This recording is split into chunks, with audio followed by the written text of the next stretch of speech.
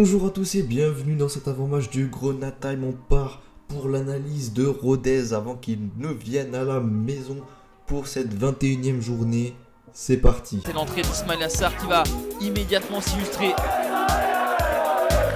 là, on est déjà à 3, je peux vous dire 3. Et ça m'énerve. Ça m'énerve. Le titre de champion est fêté dignement à Saint-Symphorien.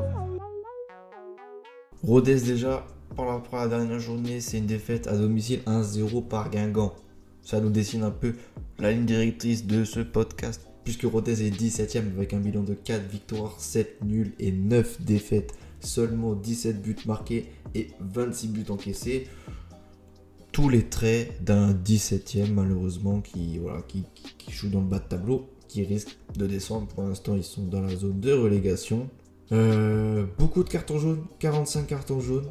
Attention aux fautes, attention à cette équipe, c'est attention aux blessures. Parce que oui, maintenant il va falloir, avec le mercato terrible et horrible qu'on fait, il va falloir faire attention aux blessures. Mais voilà, donc une équipe qui est vachement frustrée, qui a tous les caractéristiques d'une équipe de Ligue 2 qui joue le maintien.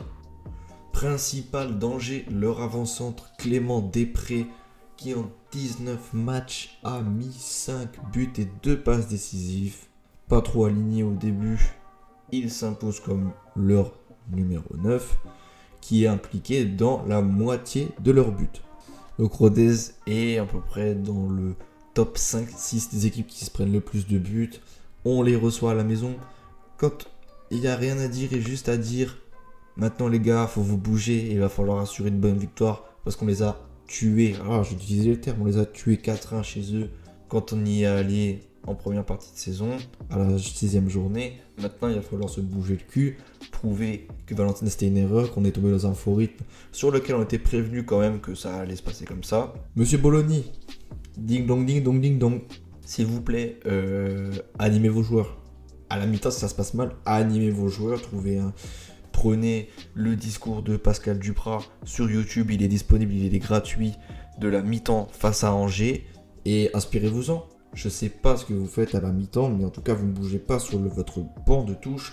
Ça me rend fou, je vais pas parler au nom de tous les messages, moi ça me rend fou personnellement, et je doute de votre capacité à animer vos joueurs, notamment quand on était en période de crise.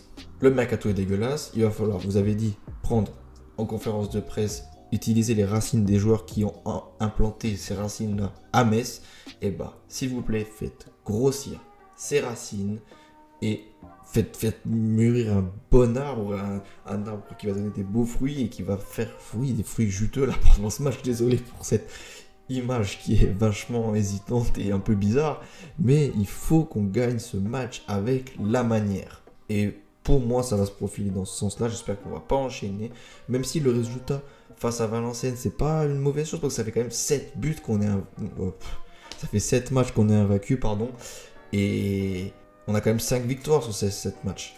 Donc, il faut qu'on continue dans cette voie. Il faut qu'on ajoute une 6ème victoire avec 8 matchs d'invincibilité, avec la manière, pour qu'on fasse peur et qu'on profite d'un mauvais pas de personnes qui sont devant nous. Sochaux, on le sait, qui avait perdu 2-1 à la maison face à Caen, reçoit Valenciennes. Il va falloir peut-être profiter d'un mauvais pas comme ça qui peut très bien se passer. Pareil pour Bordeaux qui reçoit le leader, il peut peut-être faire nul, et donc il faut qu'on prenne toutes les opportunités. Ce soir en est une pour rattraper nos amis bordelais qui ne sont pas nos amis, et nos amis chauchaliens qui ne sont pas non plus nos amis.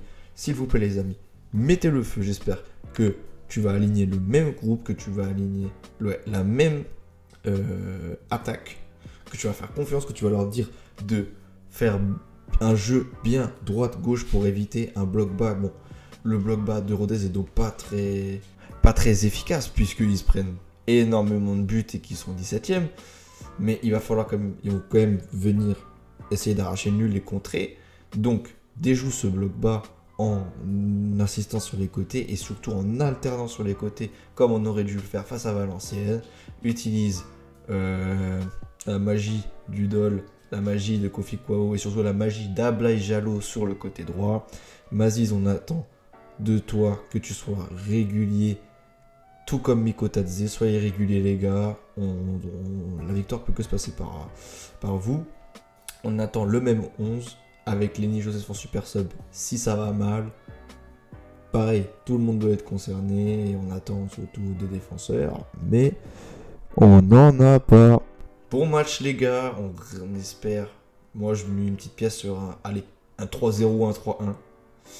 J'avais pas forcément tort sur mes craintes d'avant-match face à Valenciennes, où on a fait 1-1 au lieu de 1-0 comme pour nous, j'avais dit, mais je me suis dit comme ça va être un match difficile là-bas.